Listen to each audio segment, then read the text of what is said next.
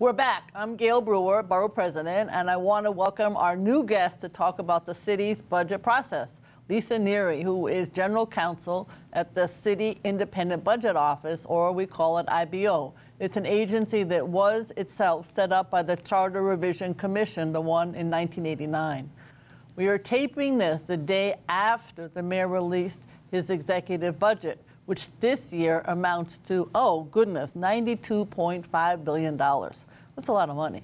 But our viewers may be surprised that often there isn't much detail offered by an administration, not just the administration, but about each agency's funding and what gets spent where. So now, Lisa, thank you for joining us. So just tell us a little about what you think could be reformed, and this is our chance to reform the budget process. What do you think from your IBO and your City Council budget experience? Right. Well, sticking with IBO for the moment, we sent a letter to the commission, as you know, and one of the things we proposed is that the city move more in the direction of presenting the budget in programmatic purposes, which would serve the purpose of allowing people to see in these very large spending components that now comprise the budget how spending is being allocated for particular programs and purposes. And as Jim can tell you, the language of the charter would suggest that that should be happening now, but it's not something that happens in practice.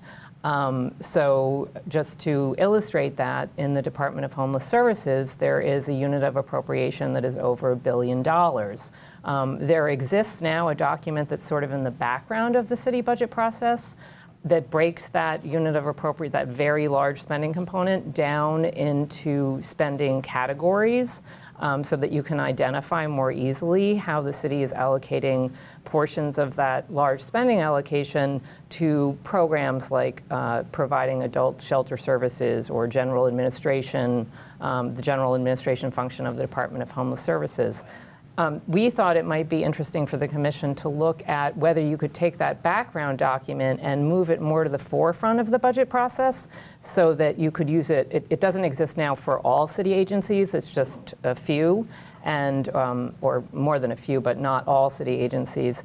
And you could more formalize the use of that kind of breakdown into spending categories so that people can look at the budget and understand where the $1 billion plus that's going into this one unit appropriation in the Department of Homeless Services, where that money is really going in terms of programs. Jim, are people discussing this at the commission, and what's the response? Yes, and I certainly am. I've been carrying this around, and it's funny, Lisa mentions the Department of Homeless Services. This is the budget page for the Department of Homeless Services. And as Lisa said, the entire budget is $2.06 billion, $1.9 billion of which is in what's called a unit of appropriation.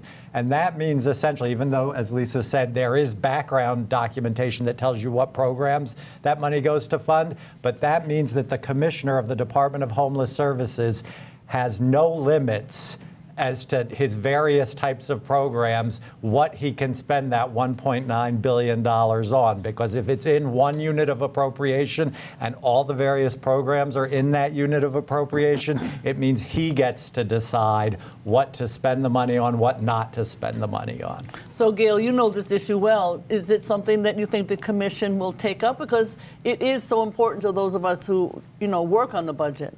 The staff has certainly recommended that we take a look at the units of appropriation and at how we can make where it's being spent and how it's being spent more transparent to the public.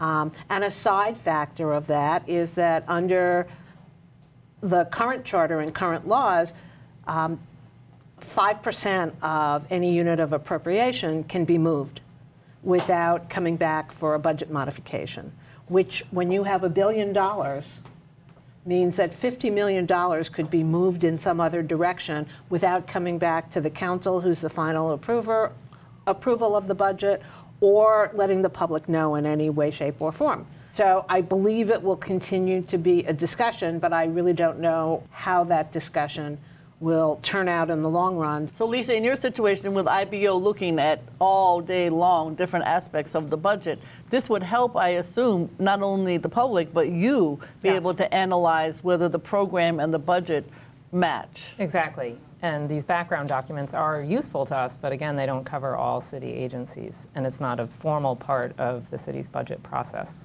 And then one other idea that IBO has been kicking around, just to mention, is we have, thanks to the 1989 Charter Commission, we have really strong access to information authority under the city charter vis-a-vis the traditional city agencies.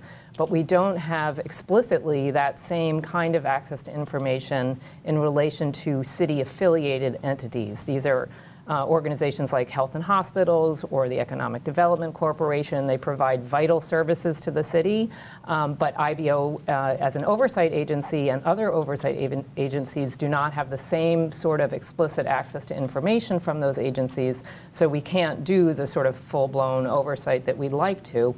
And we thought it would be important for the Commission to look at whether the charter could be changed to allow for that more explicit access to information from those city-affiliated entities. So Lisa Neary, thank you for joining us. I could discuss this all night long because I love the budget.